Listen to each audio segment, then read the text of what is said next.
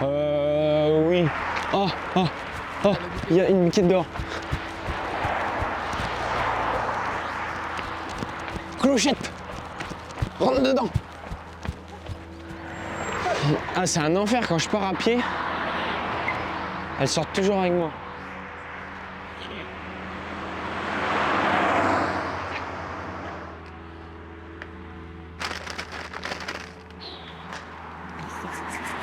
Pas chaud ce matin.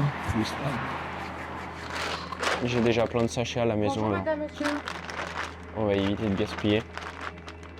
Merci Ouais, pour ça. on a 3 chèvres. Que des fois ils sortent là et qu'ils viennent sur la route Ah et ouais. qu'ils échappent du petit trou et passent une bonne journée. Bonne journée, madame, au revoir. Vous n'avez pas du pote rouge? Oui, ça arrive, j'ai pas.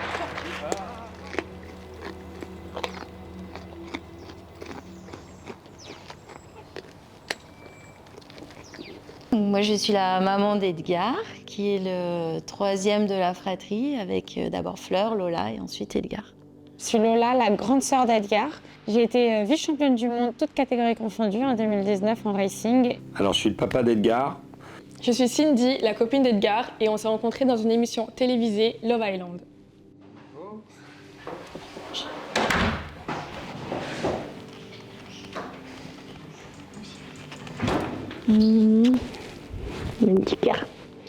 Donc Edgar, l'école, c'était pas son lieu préféré. C'est sûr que lui, plus il était dehors, plus il était à la nature, plus il faisait du sport. Là, il était vraiment heureux. Là, c'était lui. Tout de suite, il a été classé comme l'enfant, le sportif. Voilà. Et que l'école, c'était pas son truc. Il accrochait pas et puis il s'évadait très vite. Une mouche passait, il regardait la mouche. Il jouait toujours. Voilà. Et parfois, quand je l'appelais, il me disait « Papa, ne me dérange pas, je joue ». Genre, on a beaucoup joué, beaucoup rigolé et on fait beaucoup d'activités casse-cou. L'image que j'ai de moi étant plus jeune, c'est vraiment que j'ai eu une enfance très chanceuse, avec 2 parents qui s'aiment, 2 parents très disponibles, une fratrie sur laquelle je pouvais vraiment m'appuyer, 2 grandes sœurs qui ont été extraordinaires. Si je travaillais bien à l'école, un minimum, voilà, que j'avais 2-3 bonnes notes, ça suffisait pour avoir une nouvelle planche à roulettes, un nouveau surf. Moi qui étais piqué depuis le plus jeune âge par tous les sports en extérieur, voilà, l'école c'était pas mon truc, j'y trouvais absolument aucun plaisir et j'ai trouvé passion dans tout ce qui était sport en extérieur, que ce soit à la neige ou sur l'eau.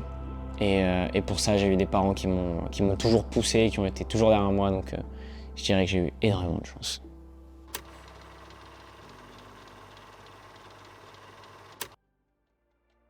Alors, le kite, Edgar a démarré très tôt parce qu'en fait, on allait à Bauduc. Je lui mettais une petite aile dans les mains. Je crois qu'on avait acheté une 3 mètres à l'époque. Je le tenais au bout du harnais, comme ça, et à peine il gonflait sa voile, il décollait. Donc très rapidement, il me dit, papa, mets une corde derrière moi. Alors je mets une corde au harnais, et puis je le tenais à 1 mètre du sol. Et puis rapidement, papa plus de cordes, et je sais pas, je lui mettais une dizaine de mètres de corde, et je tenais la corde, et lui volait avec son aile de kite déjà en haut. Après, ça y est, on a mis la planche au pied, et ça y est, ça a tiré ses premiers bornes, comme ça, tout de suite, ça a été fait. Donc rapidement, il a accroché, rapidement, il a été repéré. Ce qui s'appelait avant le pôle espoir pour les jeunes.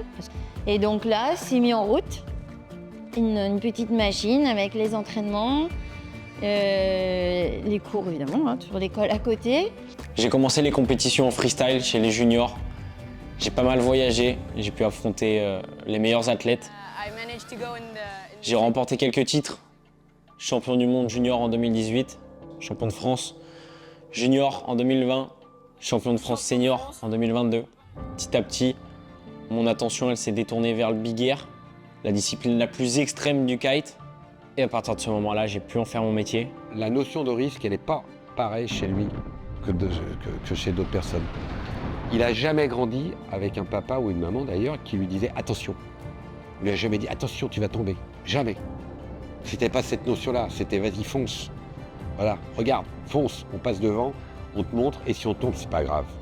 On en rigole et on repart. Il a continué et là, il s'est professionnalisé. Et maintenant, il arrive dans la cour des grands.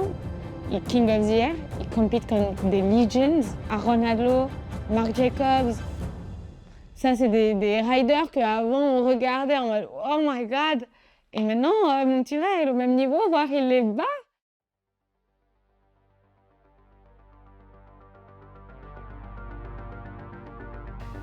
Décevant. Très, très, très décevant. Dans le sens où j'ai ridé durant cette compétition à 100% de mon niveau. Je me suis donné à 100% et on se rend compte que 100% de mon niveau, je perds toujours. Donc c'est pas ce pourquoi je me bats, c'est pas ce pourquoi je fais des compétitions, c'est pas ce pourquoi je travaille. Alors, il sort du quota 2022 avec les boules. Il est touché dans son amour-propre, il voulait faire plus. C'était pas si mal, nous on était quand même contents. Il fait 7e, voilà, c'est quand même pas si mal. Mais lui en voulait plus. Donc il en sort amer, avec une envie de s'entraîner comme personne. Et je crois que c'est là que ça rentre en lui, l'esprit de compétition. Comme il dit, je ne voulais pas forcément gagner, mais j'ai horreur de perdre. Donc ça l'a touché dans son amour-propre. Il se donne les moyens, il va à la salle très régulièrement, il s'entraîne, etc. Et quand je vois l'énergie qu'il développe dans les semaines qui suivent le quota, je me dis, pourvu que ça tienne un an.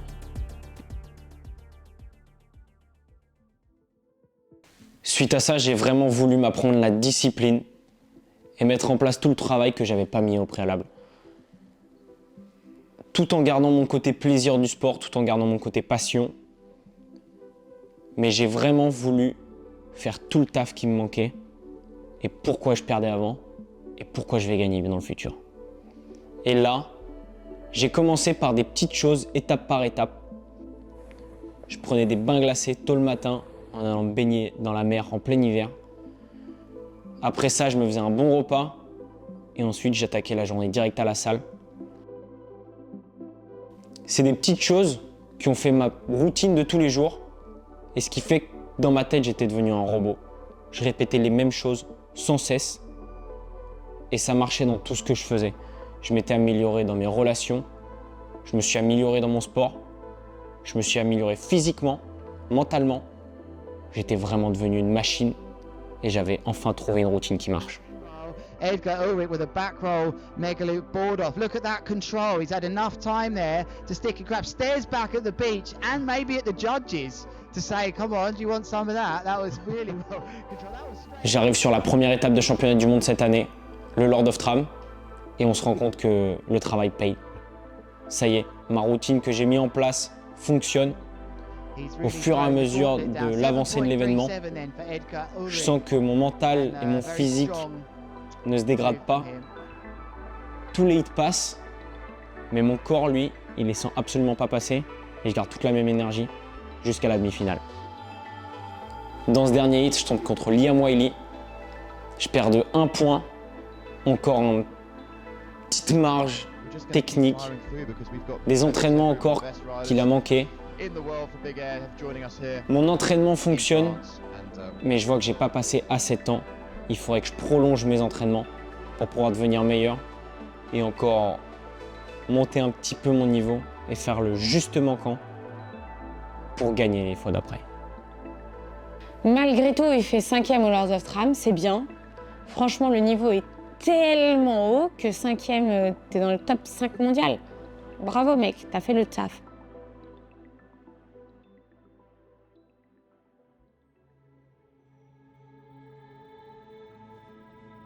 Après le Lord of Tram, je m'arrête pas là. Je garde toute ma discipline, je garde ma même routine. Mais vient une grosse coupure dans mon année. Une coupure qui n'était pas censée être si longue et qui n'était pas censée se passer comme ça. Vient là où beaucoup de gens m'ont rencontré, vient Love Island. C'est une opportunité qui s'est présentée à moi et avec discussion avec mes partenaires, on s'est dit que ça pouvait peut-être apporter de la visibilité au sport. Moi, premièrement de mon côté, mais aussi à toutes les personnes qui bossent derrière dans le monde du kite.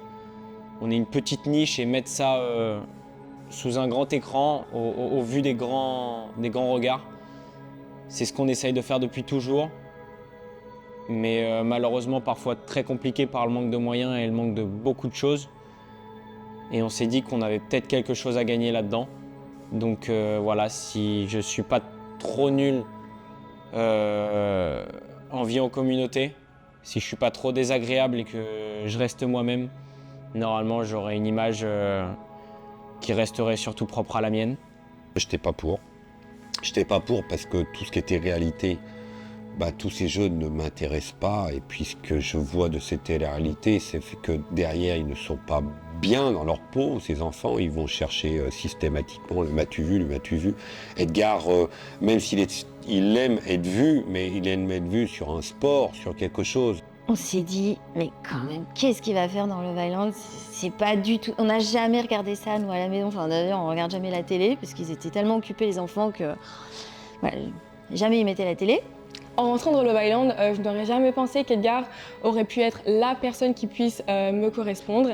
C'est vrai que lorsque je l'ai vu, Edgar est très très beau, il était très gentil, un peu discret, en fait on était vraiment différents. Mais nos échanges étaient vraiment très faciles et très smooth. On a vite rigolé, on a appris à s'apprécier, à aimer nos différences et vraiment c'est là que tout a débuté. Dans ma tête, mon aventure à Love Island, elle était vraiment censée être très courte. Je pensais vraiment rester 1 à 2 semaines. Je pensais que j'allais juste profiter de la vie, m'amuser. Je suis tombé amoureux. Je suis tombé amoureux dès la première semaine. Je suis tombé amoureux très très fort. J'ai rencontré Cindy, formidable, qui elle était mon rayon de soleil dans cette aventure. Aventure qui pour moi était très compliquée. Aussi bien mentalement que physiquement, j'ai très mal vécu l'enfermement. J'ai perdu 6 kilos les 2 premières semaines. C'est des choses que j'avais jamais vécues auparavant. Un down aussi rapide, aussi fort. Moi qui étais pile en train d'exceller, qui était en train de trouver mon confort, trouver mes habitudes. On vivait vraiment des émotions up and down. On vivait des émotions tantôt super positives, tantôt super négatives.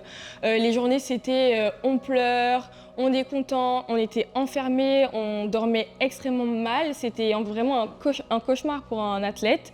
Et je pense que c'est vraiment tout ce qui a créé la dégradation physique d'Edgar. Cindy, ma relation qui, bien évidemment, on est dans une aventure de télé. Donc, c'est une relation qui se déchire, sur laquelle on recolle les morceaux, qui se redéchire, on colle de nouveau les morceaux. Et malgré toutes ces difficultés, la seule chose qui m'a fait vraiment rester et qui m'a fait aller au bout, c'était ma relation avec Cindy. On le voit, tout le monde l'a vu, l'a dit, voilà, il n'y a pas eu de trucs tordus, c'était simple, c'était finalement, ce qu'il fallait, c'était trouver l'amour, Love Island. Et eux, ils se sont trouvés au début d'amitié plus, puis finalement d'amour, j'en suis sûre. On verra ensuite, mais vraiment, j'en suis sûre. Et donc, l'aventure, finalement, c'était une aventure qui avait commencé bizarrement. Et puis en plus, ils l'ont gagné. Donc, quand on fait les choses, on les fait bien, donc ils ne pouvaient pas mieux faire, quoi. Donc, finalement, je pense que Edgar, de ce qu'il en a pris là-dedans, il en a pris ce qui lui convient à lui. Et en plus, je pense que lui a apporté énormément en restant lui-même. Et leur couple ensuite, ce couple qui est resté nature, spontanée. Elle avec son côté exubérant, extraordinaire. Lui avec son côté sportif, complètement calme, posé. Enfin, ils étaient à l'opposé. Et finalement, les deux ensemble, ça a fait un mélange extra. Je sors de 10 semaines de tournage de Love Island. Et on rentre directement dans une autre aventure qui s'appelle les 50. Aventure sur laquelle on n'est pas resté longtemps. Moi, c'était vraiment pas quelque chose qui me correspondait. Et puis j'étais déjà à bout de la première aventure, donc enchaîné directement sur une deuxième. Après 1 semaine, on a déjà quitté l'aventure avec Cindy. Et là, je retrouve mon téléphone et je redécouvre le monde du kite. J'ai raté une étape de championnat du monde. Et je regarde les finales et demi-finales et 100% des mecs ont un niveau qui a explosé. Ils montent à une hauteur folle, ils font des figures qui n'ont jamais été faites auparavant. le niveau a doublé en l'espace de quelques mois. Ma première réaction, c'est que je panique. J'ai vu de mon côté tout se dégrader, mon physique, mon mental. Et je vois de l'autre côté tous mes concurrents, les mecs qui sont contre moi en compétition. Eux, ils sont devenus des machines de guerre, ils ont doublé leur niveau. Donc en fait, je vois les deux qui s'écartent de plus en plus. Et là, je doute totalement de mes compétences. Et je me dis que toutes les choses pour lesquelles je me bats depuis des années sont peut-être en train de m'échapper.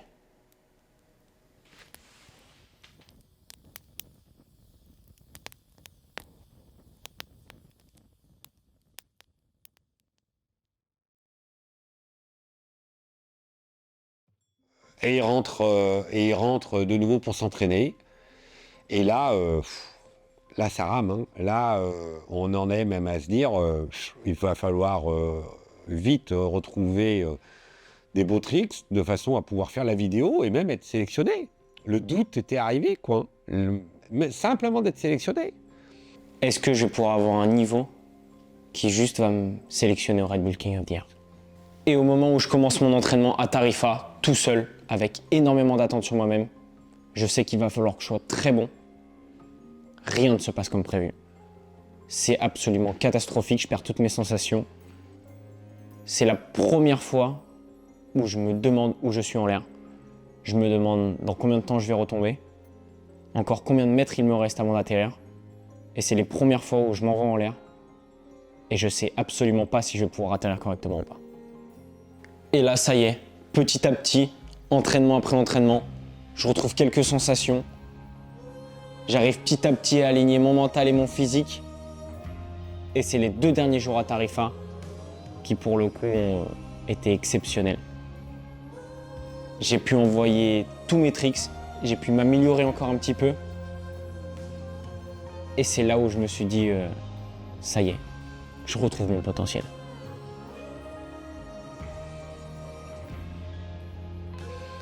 Et puis il arrive quand même à s'entraîner, il arrive à faire quelques vidéos. Je crois qu'il les fait vraiment sur le fil du dernier moment où il fallait rendre les vidéos. Il est sélectionné.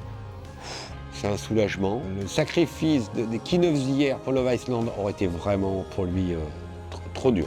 Trop dur. Heureusement, c'est pas le cas. Il est pris pour les King of the Air. L'histoire continue. J'ai plus beaucoup de temps de préparation pour le Red Bull King of the Air. Je fais entraînement après entraînement. Malheureusement, je me bloque le dos. J'ai des petites sensations encore et des petits problèmes que j'arrive pas à régler. Bien évidemment, j'ai pas du tout le temps d'avoir la préparation que j'aurais envisagée, d'avoir tout l'entraînement que j'aurais aimé avoir, surtout avec cette année. J'ai encore des kilos de retard. On part avec Cindy à Darla avant l'événement, voilà, pour faire tomber toute la pression. C'est pas 2 semaines avant qu'il faut que je me réveille en me disant ça y est, il faut que je mette des entraînements. Non, pas du tout, au contraire. C'est ma façon d'adopter la compétition. Je me calme, je fais tomber la pression, je profite de toutes les choses. Et je me base vraiment sur les 2 derniers jours d'entraînement que j'ai eu à Tarifa. Je reste sur cette bonne note et ce sera mon unique préparation pour la compétition.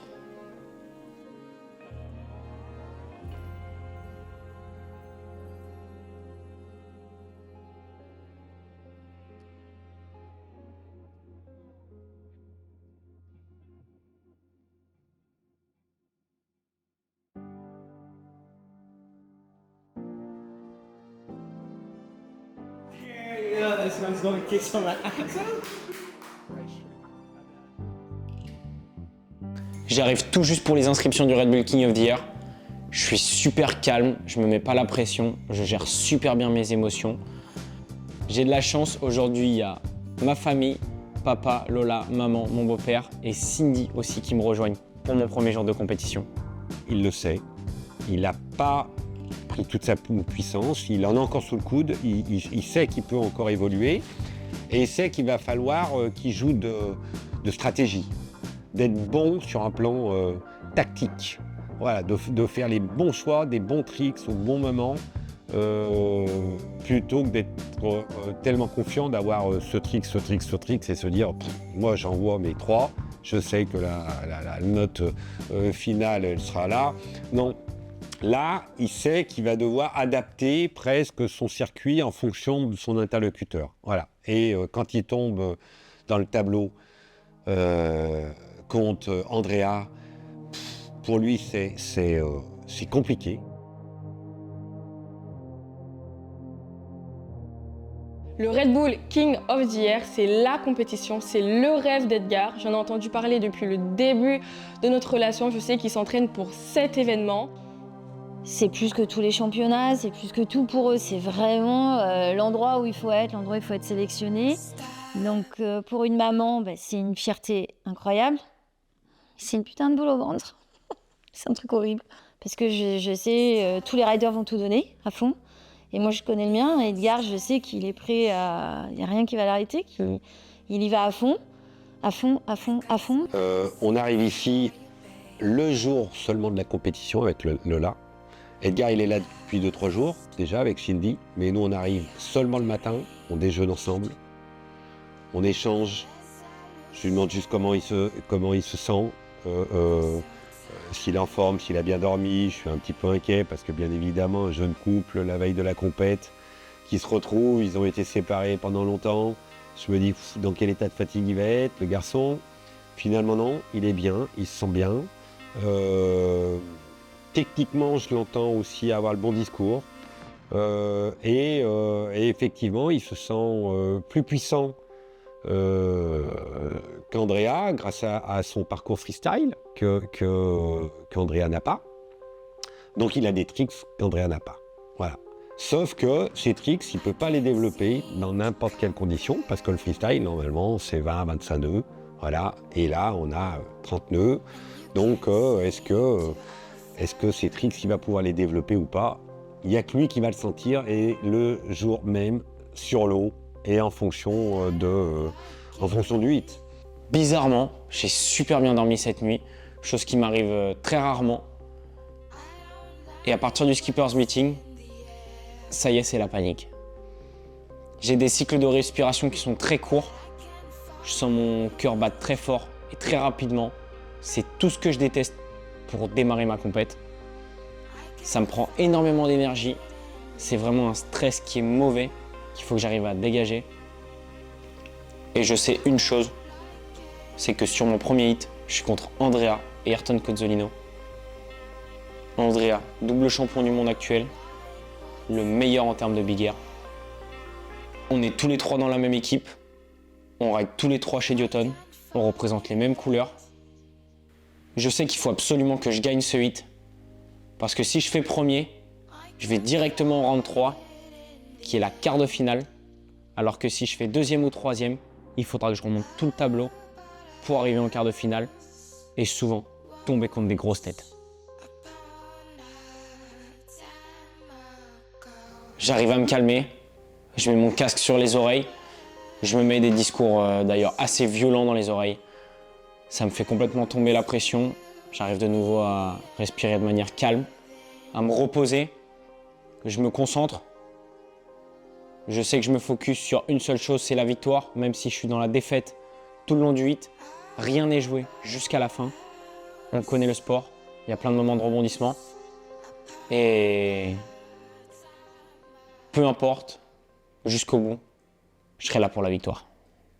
And there we go for heat number 2. We've got, I think, crowd favorite Andrea Principe absolutely been stepping it up with his bag of tricks. Then we got Frenchie Edgar Ulrich, always got some phenomenal style going in there. And Ayrton Cozzolino on his strapless surfboard, making him very unique. He has to hold on to his board with every jump he does. Et le hit se déclenche. Lola, on a chacun un rôle avec Lola. Lola le suit sur le bord de l'eau avec sa planche. Et puis moi je suis sur les ailes en se disant que s'il doit changer d'aile, s'il veut envoyer une autre aile à l'intérieur du hit, et ben on puisse changer comme en Formule 1, on change sa roue en temps minimum, voilà, et pour pouvoir changer son aile dans un temps record, voilà. Donc il sait qu'il a le soutien de son papa, de sa maman qui est présente aussi ce jour-là. Je commence mon hit avec une grosse figure. And here we've got Edgar Ulrich with his style. Look at I that. don't fancy this landing. He's controlled that well. He's but- fixed it. Yeah, he just looked a bit out of sorts on the way up to me. J'en enchaîne directement une deuxième, que je crache malheureusement. Là, c'est assez chaud. Il y a pile Ayrton qui vient me cracher aussi juste derrière. Je me retrouve dans ces lignes. Et là, l'unique option que j'ai pour continuer le hit, c'est de sauter par-dessus. Donc je saute par-dessus le matériel de Ayrton. Chose que normalement on ne fait jamais, surtout dans des conditions comme celle-là, avec du vent fort et des grosses vagues. Et là, j'ai plus qu'un seul objectif, c'est de battre Andrea. Pour ça, je me concentre sur toutes mes manœuvres. Je me concentre sur ma hauteur, ma technicité, mon style et surtout sur les réceptions. Je veux être sûr d'atterrir avec une stabilité parfaite et de la vitesse. On se rapproche de la fin du hit. Mon hit, pour l'instant, il est exceptionnel. Tous mes sauts sont incroyables. Mais je sais que ça fera peut-être pas le poids contre le hit d'Andrea. Donc je sais qu'il va me falloir un dernier saut pour faire pencher la balance de mon côté. Croiser les doigts pour que le troisième le double, ou lui-même va tenter quelque chose pour passer un. Et il sait que ça passe, bah, c'est peut-être une chance de passer un. Ça passe pas, c'est peut-être une chance de se casser deux jambes. Quoi. Et cette figure, c'est le Megaloop KGB. C'est la figure, dite l'une des plus dangereuses et les plus extrêmes en termes de big air. Elle vient vraiment mélanger les deux disciplines. Seuls les riders qui ont maîtrisé le freestyle et le big air arrivent parfois à réussir cette figure. Je décolle, je pars, je m'envole assez haut, je me fais vraiment peur et je me dégonfle pas, je me dis qu'il faut que j'envoie. Je me décroche du harnais, je fais un tour vers l'avant, je fais passer le cerf-volant dans le dos, j'attrape ma barre dans mon dos et là c'est un premier soulagement. Je me concentre sur qu'une seule chose, c'est la réception. Et là dans ma tête, ça y est, c'est possible. C'est possible que je gagne mon hit. C'est possible que j'aille directement en quart de finale. Oh putain, il est premier, Edgar, je crois. Je crois qu'il est premier. Il est premier ou pas Combien? Je crois qu'il est premier. Mais attends, je veux confirmer, mais je te jure. Oui, il est premier. On apprend qu'Edgar gagne son premier hit face à Andrea Principi, double champion du monde. On est si content et fier d'Edgar. On se dit mais c'est incroyable. Et en fait, je repense à tous ces moments où Edgar, il était vraiment triste, où on passait nos soirées à pleurer, où je passais mes soirées à le consoler, où vraiment j'ai vu sa condition physique se dégrader, perdre sa confiance en lui-même. Et là, je me dis, ça y est, il a gagné Andrea. Et pour moi, la compétition peut s'arrêter parce que là, il a repris confiance en lui et pour moi, il a déjà tout gagné. On est refait, voilà. On se prend dans les bras, on a les larmes aux yeux, Cindy est en pleurs, on est vraiment... c'est un grand bonheur. En fait, je me redonne espoir. J'étais presque venu là au début pour participer. Et là, je me rends compte que si je bats au premier hit un mec qui est double champion du monde, j'ai peut-être des places à jouer pour la suite. Et je commence à prendre goût à la victoire.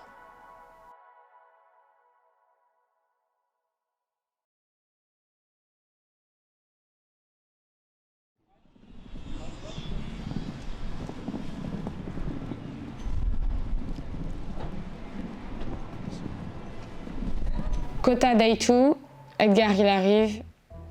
Il y a deux hits en tête, un hit après l'autre. Donc d'abord Stein. Mais on sait qu'après Stein, il y a Andrea Principi encore. Le back again, le duel des champions. Je commence cette deuxième journée encore plus stressé que jamais, parce que maintenant je sais que j'ai peut-être un potentiel pour cette compétition. Ce matin c'est la cata, je vais même aux toilettes 3 fois en 1 heure. Pour dire le terme, je me chie dessus pour la compète. Je prépare mon matériel. Je sais que je suis contre Stino, un outsider. C'est sa première fois au Red Bull King of the Year. Je me mets pas trop la pression, mais il faut que je reste quand même focus. Et donc nous, on n'avait pas anticipé le matin quand on se lève. Edgar, il est presque déjà dans son hit contre Andrea. Moi, j'essaye bel et bien de lui dire attention, Edgar, il y a la première étape d'abord, faut passer mule, etc. Mais Edgar était vraiment pas inquiet. Il était sûr de lui et on sentait qu'il avait déjà la pression de la demi-finale. On essaye d'être le moins pesant. D'accord.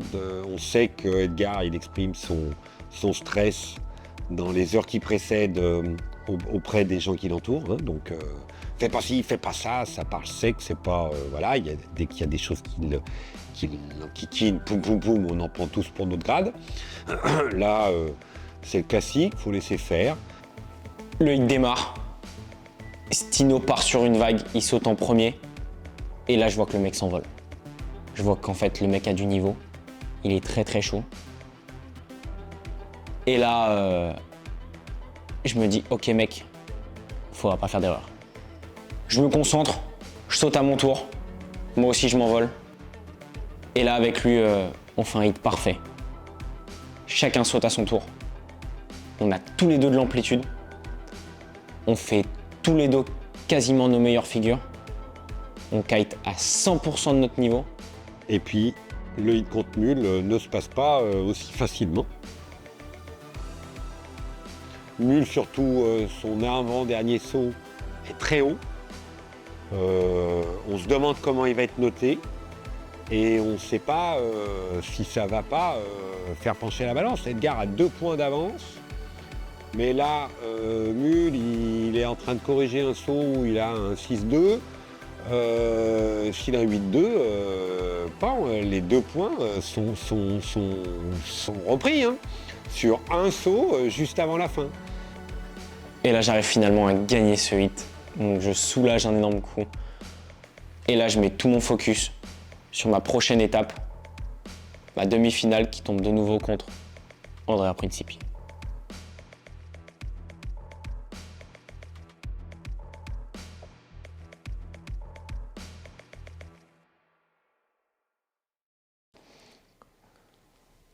Je sais de quoi Andrea est capable. Je sais ce dont je suis capable. Je l'ai battu il y a quelques jours. Il doit l'avoir encore en travers de la gorge. Je sais que du coup, il va tout donner contre moi. Et moi, de mon côté, je vais tout donner contre lui. Et la suite, eh bien, quand Edgar il sort de ce rong avec Mule, il me dit « Papa, je suis content, le taf est fait ». Et cette notion, quand il m'a dit « le taf est fait », j'ai senti qu'il avait au fond de lui une notion de risque qu'il n'allait pas prendre. Voilà. C'est-à-dire que rentrer en ayant perdu une demi-finale, 4e, ça lui allait. Ça lui allait et la notion de prendre un risque inconsidéré pour le battre, non. Le risque, il l'a pris à 30 nœuds. Le prendre à 45 nœuds, c'est pas le même. Et cette notion de danger, eh bien, est-ce que 4e, c'est suffisant? Il y a une carrière derrière, c'est un sportif, la blessure, il en a peur, il n'a pas repris tout le poids qu'il avait avant. Il a encore de la masse musculaire en retard. Il sait que son corps, quand on voit Andrea, quand il est transformé, Andrea, il y a 1 an, il a dû prendre, je sais pas, le garçon, il a dû prendre au moins 7 ou 8 kilos de muscles. En 1 an. Edgar, c'est pas ça. Lui, il n'a pas repris toute sa masse musculaire. Donc, la prise de risque laisserait vraiment des séquelles en cas de chute. Et est-ce que ça vaut le coup? Donc là, je le sens me dire, écoute papa, cette notion de risque, je ne sais pas si je vais envoyer mes tricks. Je me prépare pour mon hit. La pression, bizarrement, elle est un peu descendue. J'ai déjà fait un hit à l'avance. Maintenant, je sais à quoi m'attendre sur les conditions sur l'eau.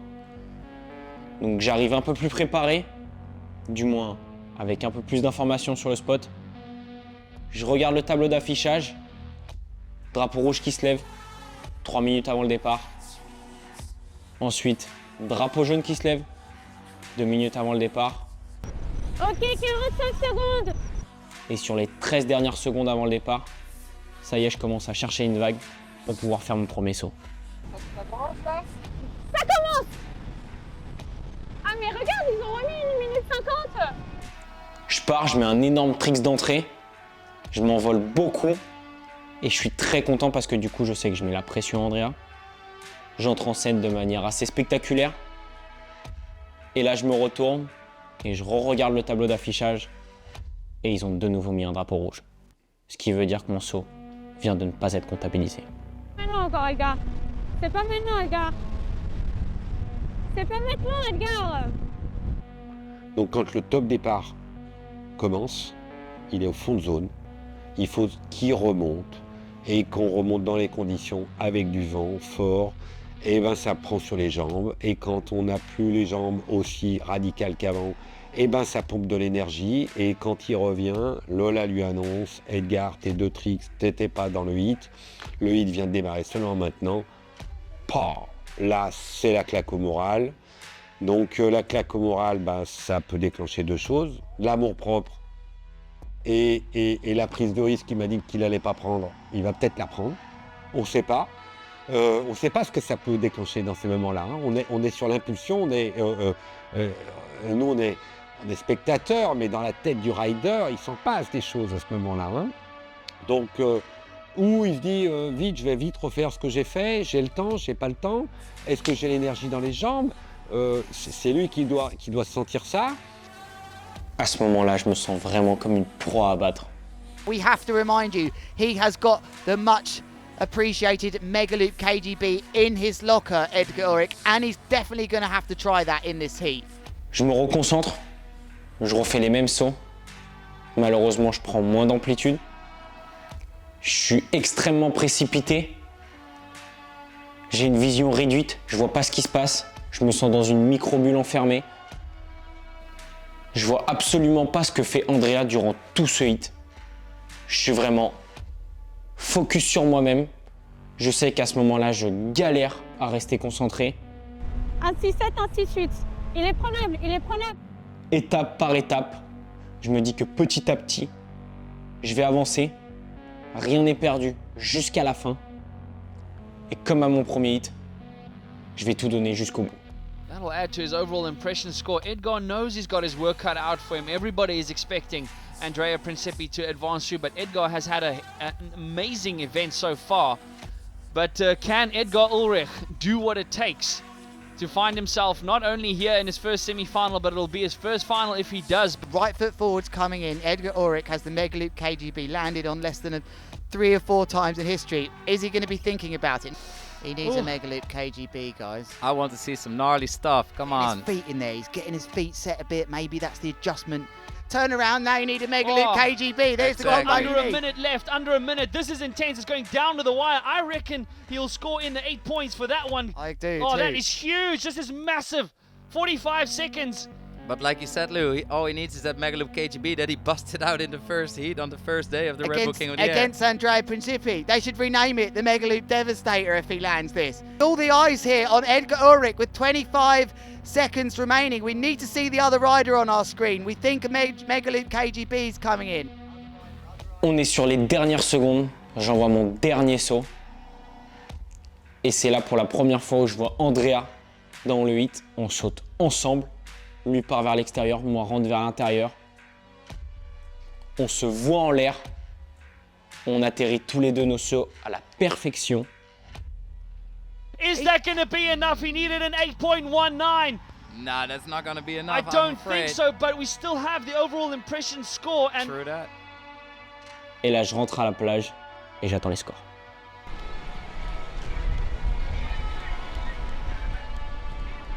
Andrea, il a 32,5 et Edgar, il a 29,5. Ah, c'est mort. C'est mort. C'est mort. Ça finit. Ah putain, c'est mort. Putain, il a tout raidé. J'apprends que c'est une défaite. Et là, je cours à la tour des juges. Comprendre pourquoi il y a eu ce problème de drapeau au début. Et savoir si oui ou non, on peut faire quelque chose pour refaire le hit.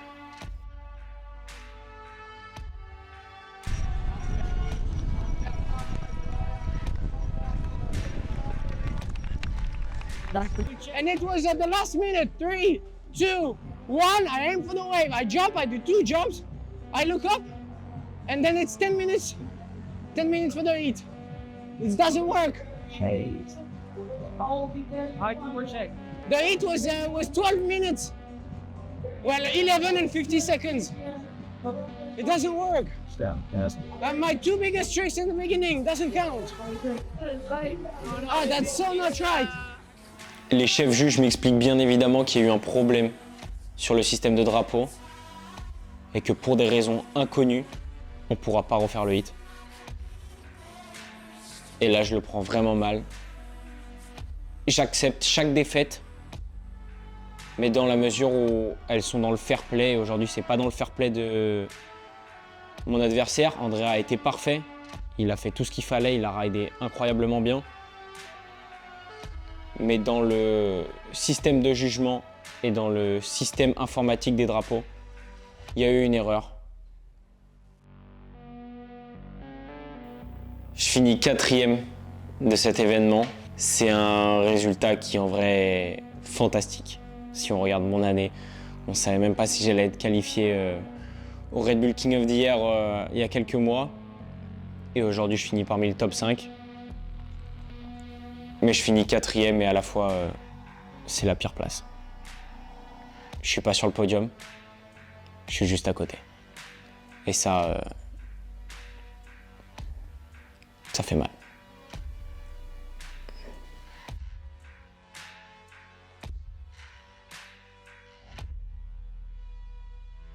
Donc comment ça va se passer maintenant dans les jours qui viennent? Comment il va absorber la chose? Comment il va se remotiver? Quels sont les centres de motivation qu'il va développer maintenant? On va voir, ça va être l'inconnu, c'est tout à construire. Hein. Une carrière d'un sportif, c'est pas un long fleuve tranquille. Hein. Fini toutes les aventures en dehors de ma passion et en dehors du kite. Je vais me laisser le temps de revenir, de remettre tout le travail. Et ce qui me fait plaisir à l'avenir, c'est de me dire que j'ai du temps pour m'entraîner. Edgar Ulrich, Jeremy Fernando, and Jamie Overby.